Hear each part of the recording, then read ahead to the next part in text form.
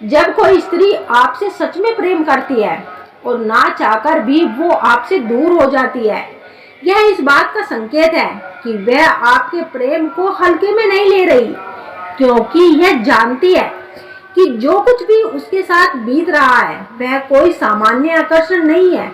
यह एक उच्च बदलाव हो रहा है, क्योंकि वह खुद से, अपने भरोसे से, अपने डर से और अपने अतीत की परछाई से जूझ रही है।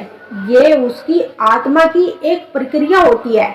वह अपने भीतर उस प्रेम को टटोल रही होती है, पहचान रही होती है कि यह रिश्ता उसके अस्तित्व के कितने गहरे हिस्से को छूता है।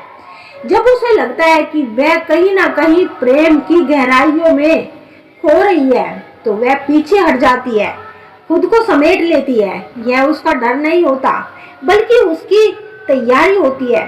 इसलिए जब वह आपसे दूर हो जाए तो ना घबराए, क्योंकि यही समय होता है धैर्य का।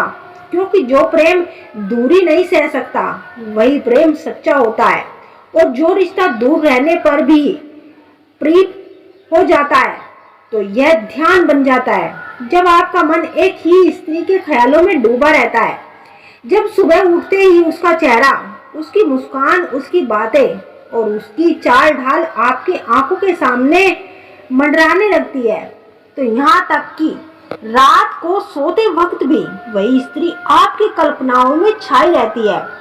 जब चेतना बार बार एक ही स्त्री की ओर खींचती है, तो वह स्त्री केवल आपके शरीर या रूप से आपको नहीं खींच रही होती, बल्कि उसकी ऊर्जा आपके अस्तित्व को छू रही होती है। क्योंकि प्रेम और मोह दोनों ही बहुत करीब होते हैं, और फर्क बस जागरूकता का होता है। जब आप उस स्त्री के बगैर अधूरे लगने लगे, जब उसकी अनुपस्थिति में बेचैनी, घबराहट और अकेलापन घर बना ले, तो इसका मतलब तुमने अपना मन, अपना नियंत्रण, अपनी चेतना उसके पास गिरवी रख दिया है। प्रेम में डूबना सुंदर है, परंतु अचेत होकर गिर जाना गुलामी है। ध्यान से देखो, आपका आकर्षण क्या है?